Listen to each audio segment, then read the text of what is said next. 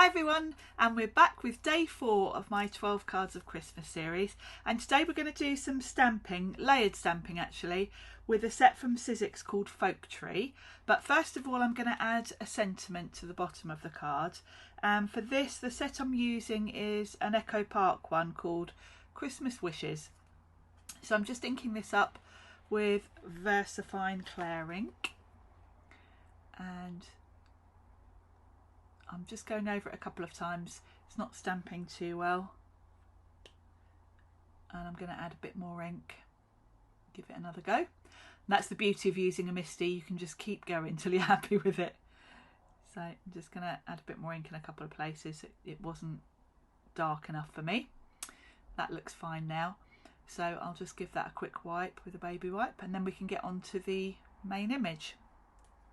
So the main image, in this set, there are 3 layers to this. It's a really pretty sort of bit of a Nordic design really. So the first layer I'm going to stamp in red. This is the first layer. So I'm just going to pop that directly onto the card front to make sure it's centered nicely. I've already done, this is a new set to me, but I did one off camera just to check how it layered, and I always recommend doing that just on a scrap piece of card before you start, because it's kind of not obvious till you actually start putting these together how it's meant to layer really. So this is the first layer, and I'm using cranberry ink for this, which is a lovely deep red.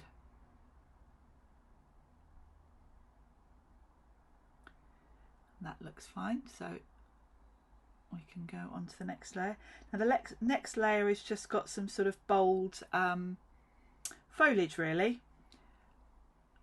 and this one's quite easy to layer, to work out where to put it, because you've got 2 sort of solid stars in this that overlay the detailed stars on the first layer. So I'm going to go in with quite a light green on this because those stars are kind of layered. I don't want to completely go over the stars with anything darker, so this green, hopefully being a little bit lighter, will look fine over the stars. You can still see the stars nicely, and they've just got a nice green background now. So that's the second layer.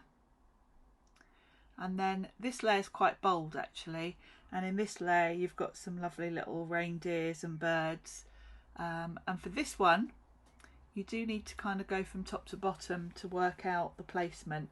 So at the top you've got the Christmas tree, and you've already got in red the kind of tinsel going around the tree, so you need to make sure that's kind of looking right on the tree. And then as you go down the birds, you're going over with detail on the wings, so you need to line that up.